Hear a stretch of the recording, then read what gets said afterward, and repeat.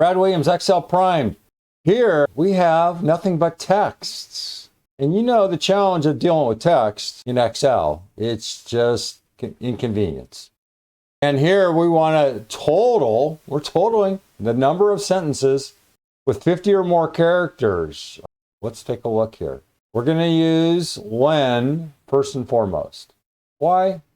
Because we just want to get a visual count. This is visually so you can get an idea of what this count's going to be. This doesn't have to be included. This is just a supplement. You can see right off the bat characters with 50 or more, so we're going to have equal to. We can use SUMPRODUCT. Why? Well, because we're trying to sum the total number of sentences with 50 or more characters.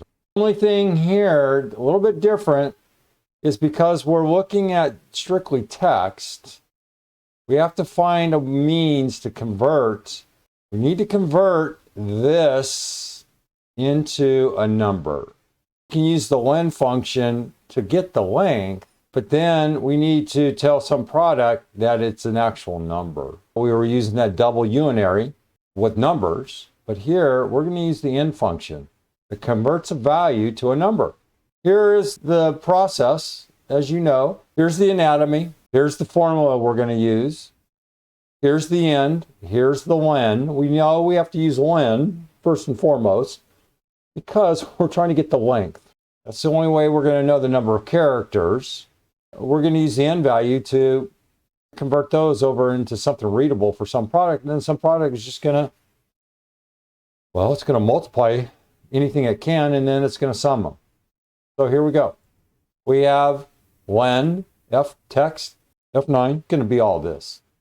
I don't need to go in and show you because it's going to be collectively all of this just broken up by a semicolon. We have the N, which is the value, F9, greater than 50. Well, this is actually greater than 50. I didn't include the 50. You could just put an equal sign in there. Hit F9. And we're just going to get false, false, false, false, false, false, false, true, true, true, true. We've seen this a million times. So why can't we use a double unary? Because N is used to convert the values over into, let's look, escape, F, hit the array, F9, and it converts anything greater than 50 into ones and zeros. Okay, then we're just going to sum those up. The question is, well, why can't you use a double unary?